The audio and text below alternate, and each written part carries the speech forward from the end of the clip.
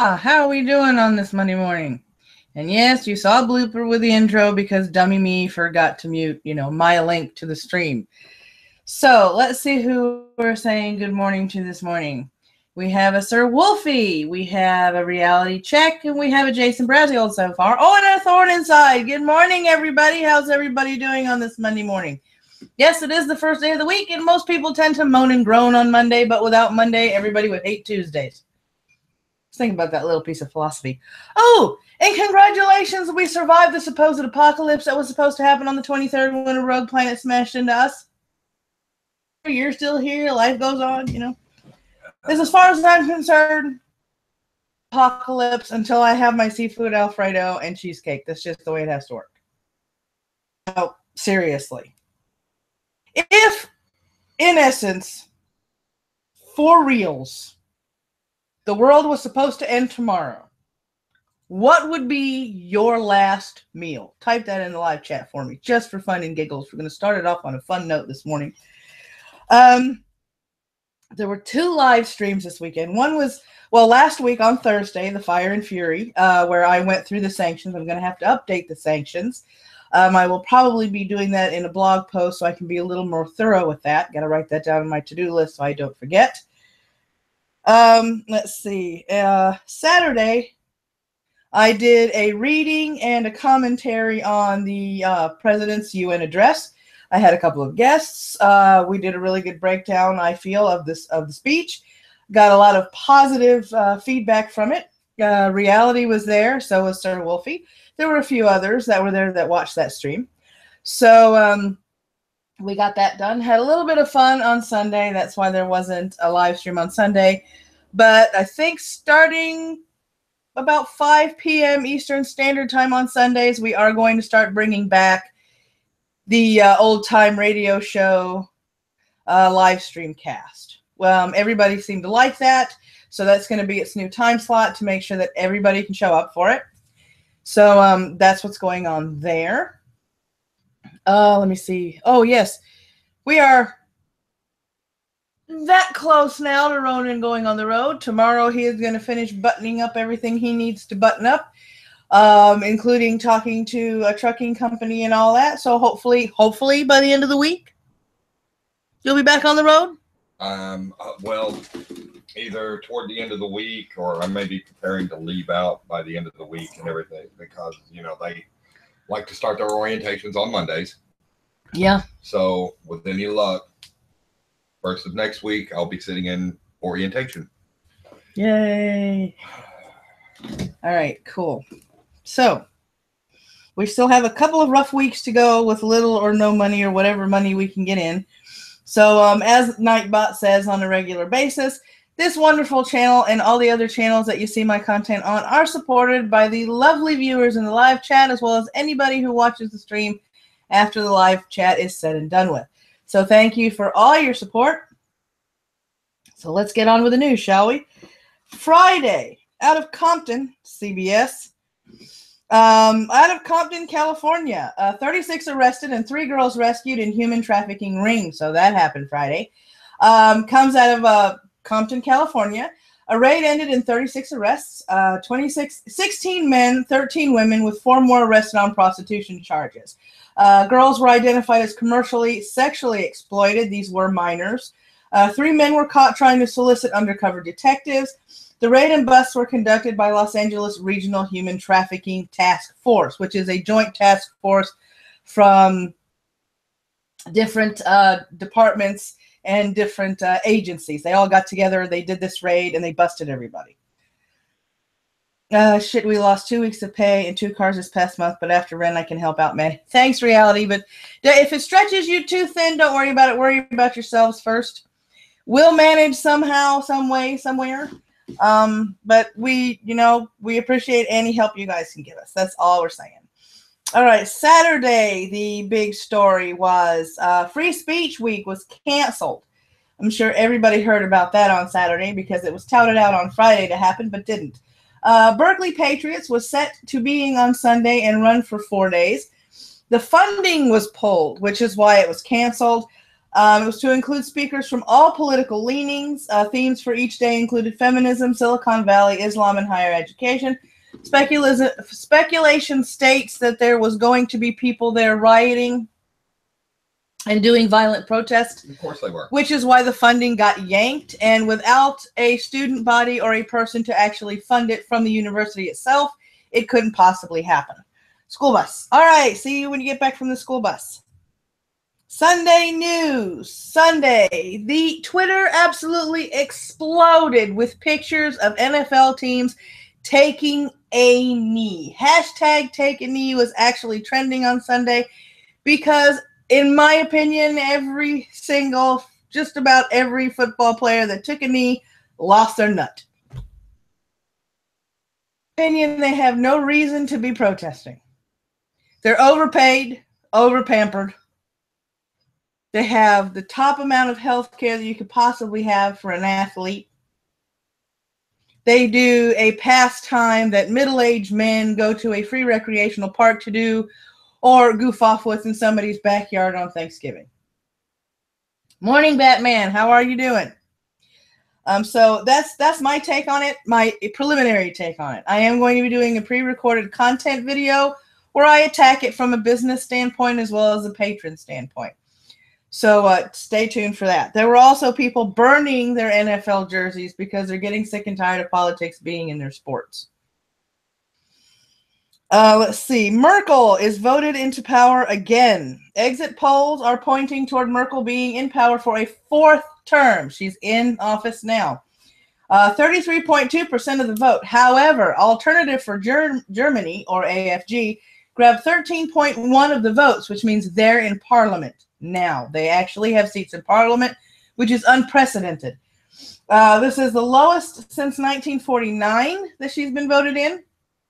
The first election since World War II, I think is what they're saying, that, an alternate group has been able to get into parliament. Merkel will try and form a 3-way coalition. Germany's still coping with over 1 million refugees and immigrants. Not all of them. We know what's going on with the Eisenfeld map and everything that Out T did on one of their live streams. It was absolutely horrific. How is the man in the hat? We're doing fine, Batman. We're doing fine. Let's see. Tension with Moscow in regards to Russia's Ukraine incursion. So she's dealing with that. She's also dealing with the doubt as far as Europe's future is concerned with the Brexit. She's facing a fragmented parliament and many of debates ahead trying to push any more of her agendas or any more of her policies. So Merkel's facing, she's facing a lot of headaches. On a lighter note, Thorn Inside says, "Duh, Bears." Duh, Bears. Bear down, man. Bear down. I actually follow a Bears fan page on Facebook, and the statement that I think it was either the coach or the Bears owner said had a lot of people in the comments uproar in an absolute tiss, and I don't blame them. There were a couple of veterans in the comment section that weren't happy about the fact that they were basically backing people for taking a knee, is what the Bears were doing.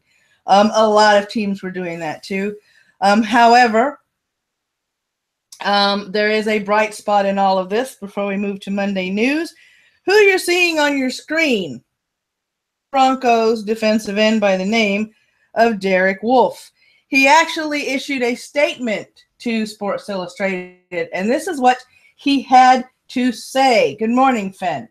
I stand because I respect the men who died in real life, so I have the freedom to battle on the field.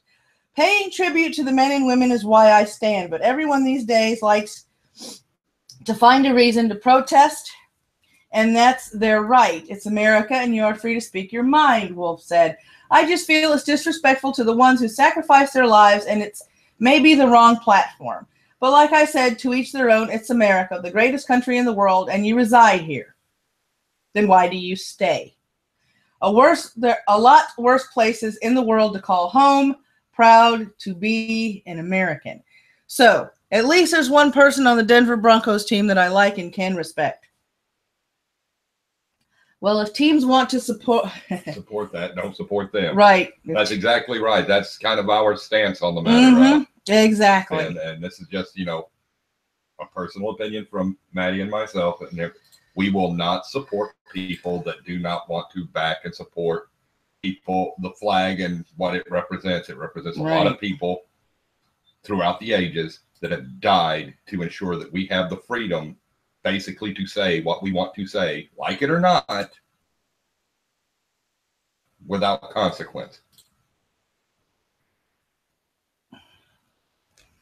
JP, this is a new show. I am not going to tolerate that kind of language in my live chat. I am not going to tolerate berating in my live chat during my newscast. That is why you have been timed out. Morning, No Name. If the anthem is so important and sacred, why did it gay? Because it's a reminder that we have the freedom to play those games. It's a reminder that this country, due to fighting for its freedom, gives us the freedom to do what we want, including playing a stupid football game or a baseball game, because they started leaning at baseball games too. Also, shout out to Alejandro Villanueva. He is, I believe, he's the veteran that stood in uniform on the field with his hand on his heart. Let me see here. They have the right to take a knee. I support their free speech, though I have the right not to support them. Exactly. I completely agree, Fen. I completely freaking agree. All right. First story of the day. Line. Trump's new travel ban revisions. The list of new countries that he has proposed in the revised travel ban are Iran, Libya, Syria, Yemen, Somalia, Chad, North Korea, and Venezuela. The last three were added due to their lax security and refusal to cooperate with the U.S. to vet anyone coming from those countries. It takes effect October 18th. That is, if the Supreme Court hears both arguments and sides with the president October 10th. That's when the hearing for this particular revision is going to take place. Iraq didn't make the list this time. Apparently, they were able to come to certain agreements to get taken off the list. Restrictions also apply to government officials from those countries. Iran's restriction, here it is, will be relaxed for student and other exchange program visitors. So Iran has some sort of, it's sort of lax from Iran's side, but just for exchange programs and for student visas. The goal is to have minimum requirements for international cooperation for visas and immigration vetting. So that's what we're going to the Supreme Court to fight for. Reality check. Well, that Supreme Court hearing shall be interesting. Yes, it shall be interesting. Now, Muslim ban. Because there are at least 3 countries on that list now that are not predominantly Muslim. Let me see. North Korea has been put on the list because of the problems we're having with it. I mean, when a country is threatening to bomb you or any of your U.S. territories, you're going to ban them from coming to the country. Now, unfortunately, Linda Sarsour has triggered a lot of people with the most dumbest tweet she has yet. You know, why ban people from North Korea? They're not coming from there anyway. That's because the dictator has decided not to let anybody out. And the repatriation resolution sort of keeps that from happening too. And that resolution comes from the UN. Venezuela, I think we're banning people from Venezuela because we can't fully vet them now that Maduro is in power. Yeah. And we're trying to send a message that we do not support dictatorships. Yep, waiting on the media spin 2 on it, Fen. Waiting on the media spin 2. All right, next one. Tennessee church shooting halted. Emmanuel Kadega Sampson is a suspect, and he was from Sudan. He opened fire in the Chapel Church of Christ in Nashville, Tennessee. So far, only one life has been claimed in the shooting. However, Robert Caleb Eagle stepped up to prevent further life. He struggled with the suspect, causing the suspect to shoot himself and smack himself over the head with his own gun. 2 pistols were found on the scene after police arrived, and the scuffle was broken up, and the suspect was taken in custody.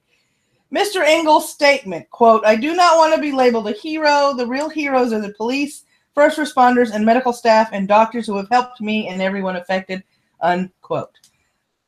Yeah, and that's why I decided to talk about him. Ronan found the story this morning, and I felt he needed to be talked about. No, I don't think Canada should be on the list, Batman. I know you're being silly now. Let me see here. The guy is, yep, he is. I mean, this is stuff that you're not going to see in mainstream media on the TV. We need more stories like this. All we hear lately is liberal media spin, bad news, people, verbally berating Trump.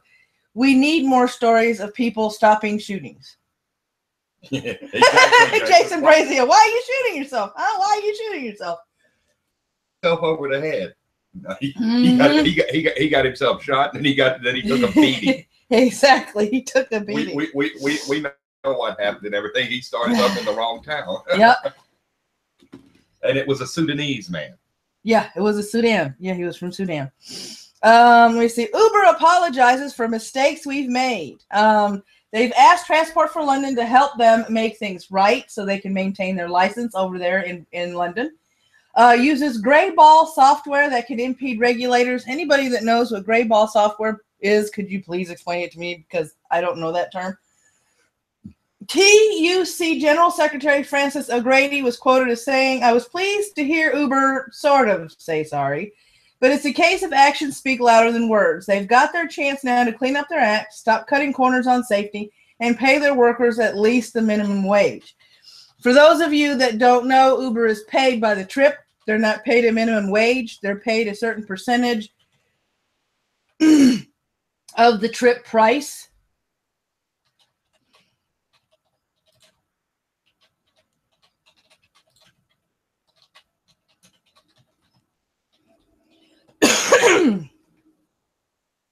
So they're still wrestling with that there. And yes, before any of you wonder, JP and Tony has been blocked because I'm not going to take that during my newscast. What the hell was he talking about?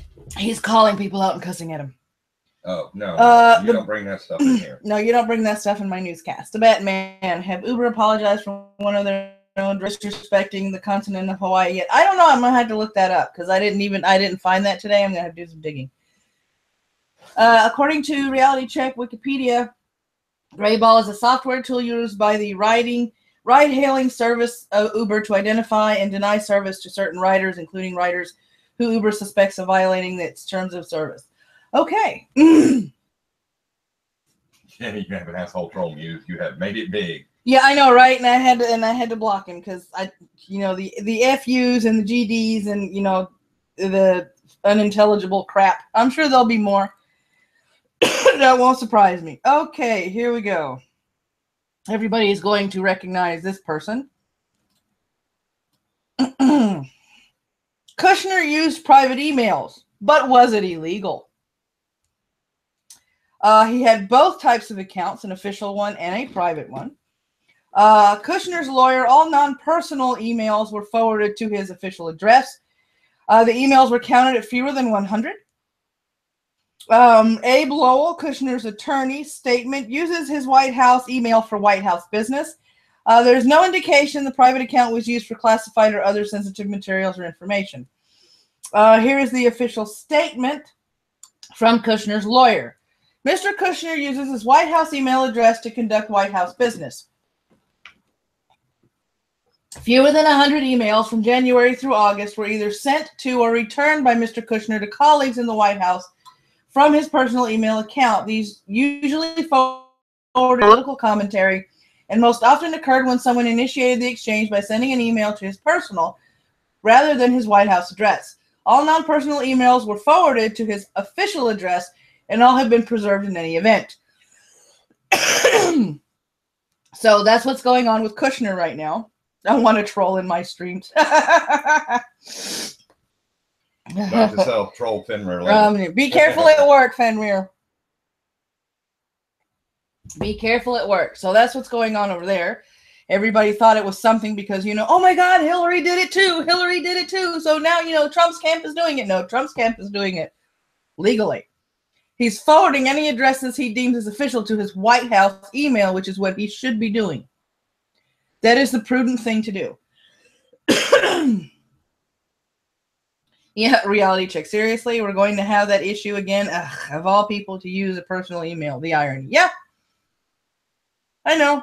And remember, this is also after Trump's son leaked the emails to have the meeting with somebody that really wasn't in any sort of official capacity with the Russian government. She wanted one thing and he thought it was something else. And that was basically a bait and switch, nothing story anyway, or as people like to say, nothing burger. It was a talking point that got people to tune in. That's what it was. Mm-hmm. That's all it was. Mm-hmm. It's trying to boost their viewing ratings. Yeah. They're trying. It's all for ad revenue and, the survival of the platform. Yeah, basically. Shinzo Abe triggers snap election amid North Korea problems. He wants to be in a fresh term in order to continue what's going on between him and Kim Jong-un in North Korea, and also to continue talks with us in the U.S.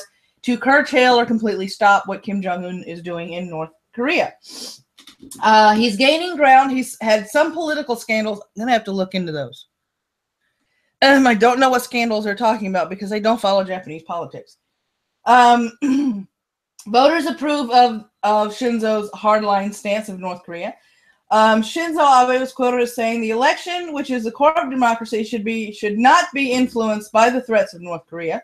So far, after the latest poll, 44% will vote for him. 8 said they would vote for the opposing party, and 1/5 polled said they were still undecided as to which way they would lean if the election would happen. So there you have it. Should Kim Jong-un be arrested for being insane and in charge of a country? We wish. Yeah. We wish. We hope. Put the jacket on, get in the nice padded room, sir. Yeah, exactly. He should, but he's not going to be, unfortunately. Okay, recommended videos. Now, those of you who know me know that I play League of Legends, and I watch videos on how to play League of Legends better, because I'm not that great. So You Want a Main Lux on Bricky Orchid H's channel. His So You Want a Main series is absolutely hilarious. But this morning, I watched a little bit of So You Want a Main Lux, and we were already laughing 5 minutes in. So check out that video. Count Dibbula has Monday Morning Morons, where he covers the stupid stories that he's run across in the internet. And he does it in his own sarcastic, asshole-ish way, and we absolutely love Count Dibbula for that. So catch that one.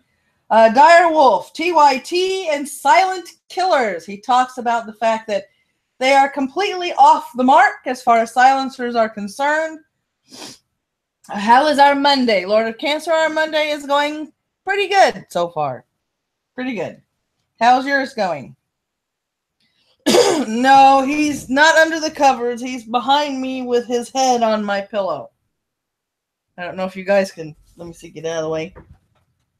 There he be. There's the news hound.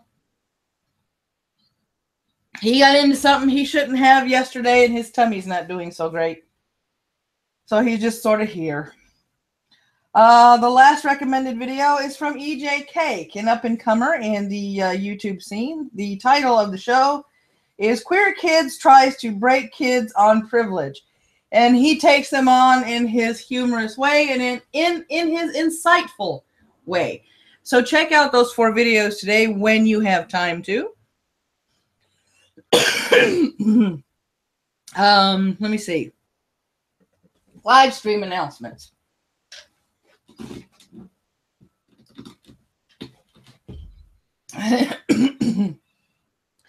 Jason Brazeal has Jason's Pub at 9 p.m. Eastern Standard Time, so check that out. Irate Bear, there's 2 different links down there in the description. One is his YouTube and the other one is his Twitch. He is hosting the Ghost Poo Podcast. Yes, I read that correctly. 11 p.m. GMT, which is 8 p.m. Eastern Standard Time. He's going to be broadcasting it through his Twitch, for his YouTube, and also simultaneously on a couple of other channels as well. This is a podcast he does with Sinatra and Drunken Uncle. So please check that out. Don't be late. You will possibly regret it. So Reality wants to know who did the Queer Kids vid. EJ Cake. EJ Cake did the vid. All those links are in the description below. The links, instead of taking you to their channel as a whole, takes you to the video, which is why I changed to recommended videos. Those of you who are a member of my Discord, there is a Creators Corner category. If you run across a content creator that isn't in our server, that hasn't been promoting stuff that is in our server, and you want to bring attention to their talents and their particular way of handling issues, I do have a channel for that now where you can put them in there and I'll review it, and they may possibly wind up on the show. You never know. Levi, that's what happens when you sleep in. Zeph finds you. Yeah, no problem. Yep, no problem. You got to be careful with that one, don't you? Yeah. Always got to be careful with that one. Let's see. What else are we doing today? Oh, yes. The last regurgitation. Sorry. I couldn't help it. It is STD. Transmitted disease. Yeah, it is STD. Got more work on your logo done. Want to finish it today if I can. Okie dokie. Last night, through many technical issues, and I had to wind up closed captioning it because my apparently Rabbit does not like Xfinity, or Xfinity knew I was trying to do this through Rabbit, so it wouldn't play. We saw the first part of Starship, The Last Fuck Up. Star Trek Discovery. And I'm going to try and give you a spoiler-free review on this. It's crap. The visuals, the setting, the visuals were good. You can tell it was like, high production value. They put a lot of thought into these sets. They put a lot of thought into the production of the show. The script I felt was weak. The interchange between the first officer and the captain, or Miscovery, Snortrek Miscovery. Yeah, Batman, I think that would be an even better name for it. There were exchanges between number one and the captain that shouldn't have happened, in my opinion. It's a prime example that the first officer was supposed to be raised by Vulcans. She did a piss poor job of acting like a human raised by Vulcans, in my opinion. She completely missed the mark on that. She was way too emotional. Her background was basically an exposition in the first part. The Asian captain could not act. Now, I found out that the first part that we saw, that was actually not Discovery, is actually the name of the ship. Jason Brazeal. And there were two parts. I couldn't see the second part. I have a friend of mine on Facebook that has linked me to both parts. I don't think I'm going to like it any more than I like the first part, but I'm going to watch it. Way too many lens flares. Way too fucking many lens flares. The Klingons look like, in my opinion, a Klingon melded with another race whose face got smashed in a sliding glass door and given 2 extra nostrils. I guess you Trekkies get the bullet too. Yeah, pretty much. They don't give us. They don't care. The first part of this show pretty much showed me that they don't care. They kept saying they're part of the canon. They're 10 years before Kirk, 100 years after Enterprise. They're supposed to be in that niche, and they failed the mark completely, in my opinion. They completely failed it. The ships were different. They completely missed the mark on the Klingon culture as a whole, especially how they handled their deceased. The entire story felt rushed. Completely rushed. It's like they were trying to impress people in the first part. Yeah, all they want is profits. I completely agree. I don't think I'm going to be any more impressed with the second part, but I am going to give it a view. Second part tomorrow. But as far as the first half of the show is concerned, I was very much disappointed as a Trekkie. I did start with the original series, and I did watch everything after. I've seen most of the movies. I haven't seen the last J.J. Abrams from the Kelvin timeline yet, but I have seen all the canon timeline ones, the good ones, the bad ones, and the ones that made me groan. I've seen all the TV shows. And to me, if you're saying that you're going to be part of the canon, be part of the canon. Know your Trek. Know the culture involved in the races that you're putting in that episode. Stay true to, the source material. Don't shit on the fan base that has been watching it from the 60s and 70s. And the ones that were picked up in the 80s and 90s. Don't shit on your existing fan base just because you want to appeal to a social justice crowd. And yes, there were some lines in the show that we considered completely social justice in the way they were written and delivered. The Batman saw both parts on Netflix this morning. It has almost nothing to do with Star Trek. Thank you, Batman. No bullet phaser set to kill at straight Sith mail.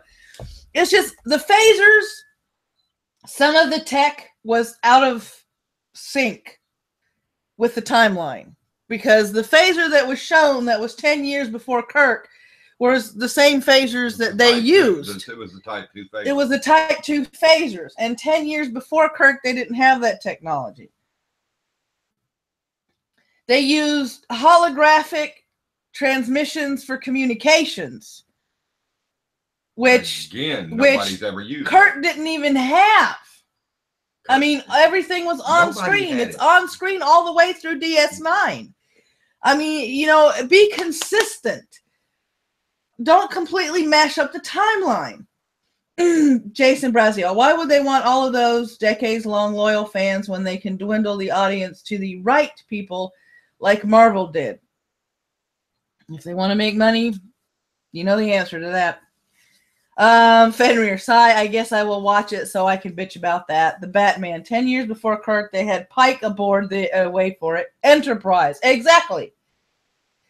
You also had, you had Pike, which was before, exactly, because Batman knows the timeline better than I do, and I will concede to the, greater authority in the Trek verse. There are a lot of inconsistencies. They had teleporters. They explained why they used the teleporters. Hold it. Let's see. What did they say? It was 20. when 356, honey? The date and the show was set, they're saying, is May 11th, 2256. 2256. 2256. And All right, before Pike, there I'm- was the unseen Captain Robert April. But Pike took over and everything as viewed in the cage and everything, which or the Glass Menagerie, which took place in 2254. Yeah. So it was Captain Pike. The Constitution class Enterprise was brought into service in 2245 under the command of Captain Robert April. Yep. And the one thing that got me was, for those of us that have seen it, the opening sequence, the opening theme, the opening graphics didn't give me the feel that I was about to watch a Star Trek show. I feel like I was about to watch a documentary about the show, about the gadgets and the engineering of the show, and not that I was about to be immersed back into the Star Trek universe. So the intro theme and, you know, the intro artistry and everything, the introductory sequence was just meh for me. It really didn't get me excited to watch the show. And from the first half, I really wasn't all that interested in watching the second half, but I will. Just to say I did. There were plenty of people buzzing about it on Twitter last night. Somebody made the usual mistake when you don't watch the Star Trek series and you're not a fan. Miss Yo was the first female captain. Roll all the corrections in the live chat, please. I tweeted to this person and told them that Rachel Garrett was the first and Captain Janeway was the first to have an entire series. And I did include, you know, the USS Voyager ship name because that was Janeway's ship. And the first response I got was, Voyager? These people don't watch the show. These people don't know about the canon. Yeah, oh my fucking God, yes. Raging Heavens, so I'm better off watching the Orville. Yep. Yep. Well, Ghost Dog, Janeway wasn't technically the first.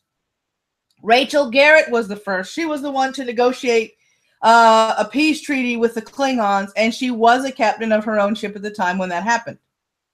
Janeway was the first captain of a starship to have her own entire series. I liked Voyager 2. Finn, I liked Voyager 2. Yeah, Voyager was good. And they kept, you know, talking about the badassery of the women of color. I had to put my 2 cents in there and tweet out a clip from Uhura. Because I'm sorry, you can't mention women of color, which is a term I don't like, and not mention Uhura. Uhura stood her ground when she knew Captain Kirk was wrong. She took no shit. She didn't acquiesce. She was a badass in her own damn right. And for you to dismiss that she ever existed is an injustice to the Star Trek canon and to the actress that played that part. Yeah. The production rise, you're bang on the money. If you go with the timeline, the captain of the Colombian Star Trek Enterprise was the first, but production-wise, you're bang on the money. Thank you. I did have help with you know, the timeline for the production with Mitch the Ripper, and that's why I had to tweet that out, because these people are disregarding the canon. This is the problem with a show like this and people just starting a show like this. There's a whole lot more to Star Trek than just Discovery. There's a whole lot more to Star Trek. Yes, Batman. Batman is absolutely correct. Yeah, Uhura was a competent and disciplined professional. Yes, she was. Yes, she was. You know, there's so much more to Star Trek than the J.J. Abrams movie and Discovery. And in order for you to understand that, you have got to watch the shows. You've got to read some of the books. I even played the role-playing game. A blast with it. Let's look back and Mitch is gonna do a bitch stream for it. I think Ghost and Mitch are gonna bitch about it along with Ronan this Saturday. First half hour to hour will probably be a bitch session about this. Yeah. Going through and breaking down the canon and everything. But let's just look back in recent history. They changed the canon of the Fantastic Four. Yeah. It failed. J.J. Abrams came up with his debauchery. Mm-hmm. It failed. Yeah. This is going to fail. It is. Especially now they've put it behind a paywall. I mean, you got Discovery. What was the other? Wasn't there another one? No, Discovery. Star Trek Discovery is the only show that they're trying to put behind a paywall. Yeah. Okay. Well, it's going to fail. Nobody's going to pay $7 a month, $7 a month to watch. Well, SJW types might, and everything, and the whole back and forth comparison with a Klingon who apparently had white skin. Yeah, there was few little light spoilers in this part. So if you haven't seen it and don't like spoilers, either mute the stream that was a little racial under there. There was the racial undertones. It triggered a couple of people watching it, and I'm about to trigger Fen. Vok, son of none, on a Klingon starship. True Trekkies will know what that problem is. Bye then.